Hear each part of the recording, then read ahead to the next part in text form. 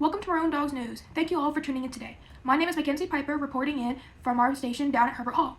Today, our main topic is going to be an argument that we were forwarded by a few different people. What is that argument, you may ask? Well, is or is not the NFL ruining football by trying to save it? Crazy, right?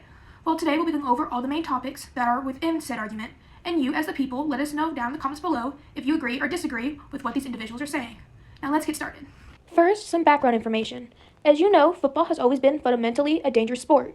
Players are aware of that given why they get paid as much as they do. But over the last couple of decades or so, there has been an increase in injuries to a substantial level. Many believe that it is just because of the nature of the sport, or because of the increase in technology that we as a society have produced, allowing us to truly see injuries that have always been there. The NFL has tried to combat this with new tech, for example, with the new helmets that have been designed, or just blatantly changing rules to make it less contact heavy. But there has to be another way to combat this without completely ruining the nature of the sport, right? The NFL should focus on individual teams themselves and try to find a trend of these issues, instead of trying to stop the play altogether, but to better prepare the players' bodies for those hits.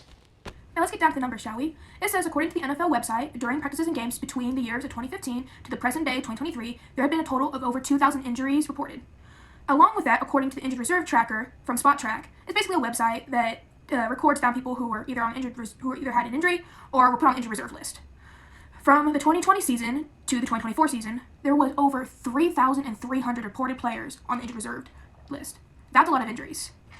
Dr. Orlando Lederberg from the Atlanta Journal-Constitution provided the new and approved practice rules that the NFL had provided the teams at the start of the 2022 football season. According to Lederberg, the rules for practice during the regular season and postseason goes as followed. Let's take a look. Limit of 14 padded practices during the regular season, 11 of which must be held during the first 11 weeks. Club may hold 2 padded practices during only 1 week, with the remaining 3 during the final 6 weeks. 1 padded practice per week in the postseason.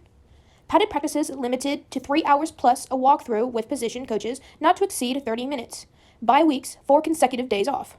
To better word what is being said is that each team is basically being constricted to only being able to have 1 padded practice during the week, excluding 1 week from the 18-week season where they can have 2, and the final 6 weeks where they are only allowed 3 padded practices total.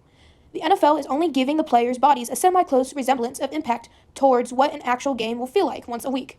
While the NFL can say that they are preserving the athlete's strength, you can also argue that they are not giving the athlete's body a chance to adjust to the level of impact and allowing their own bodies a chance to add their own protection.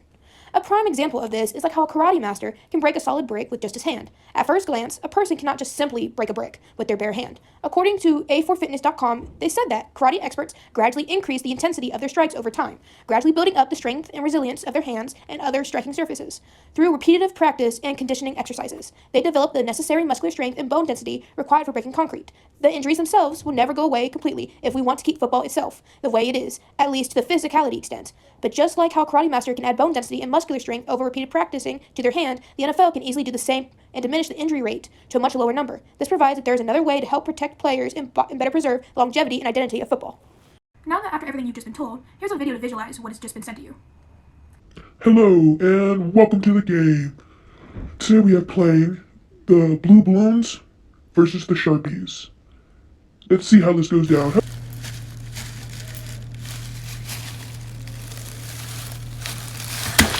Now that's one messy and dangerous tackle. Let's see that in slow motion. Yikes. No wonder why players get hurt as bad as they do.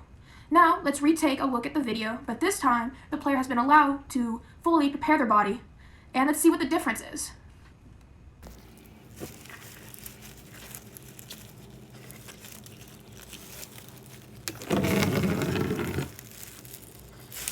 Another big point within this topic is the turf versus real grass debate, and how the NFL is neglecting the truth.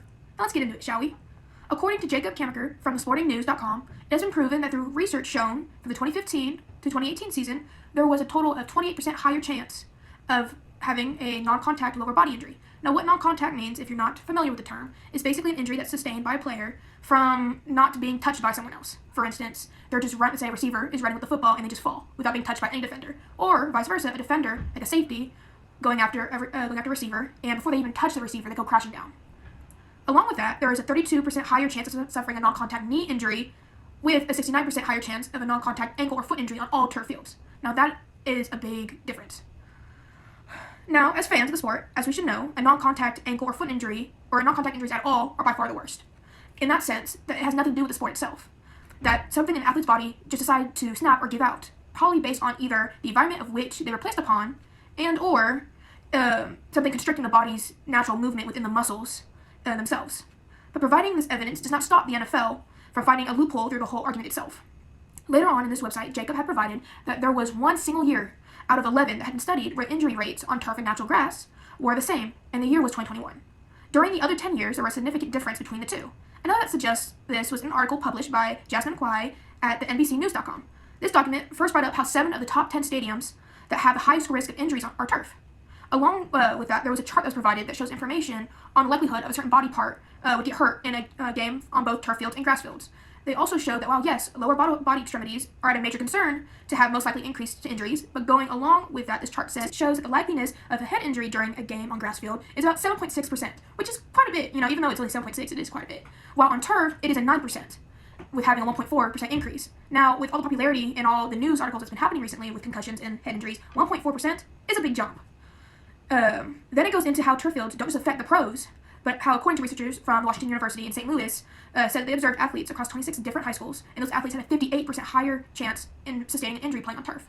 Jasmine then talks about how the NFL is aware of injury rates, and how they are part of the problem and all, and how they are trying to come up with better ways to drive the rates down on all surfaces. While it seems the NFL is trying to find a way to find the most ideal surface to play on, turf is not it.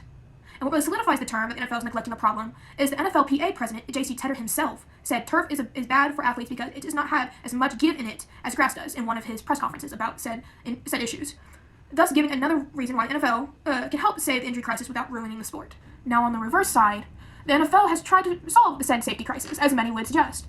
They, like many others, believe the NFL, football itself, will always be a rough sport, that no matter the type of practice a team or a player does, there will always be a higher chance to sustain an injury.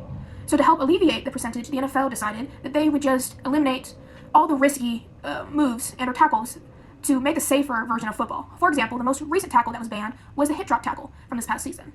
This type of tackle alone made up more than 50% of the tackles during the year.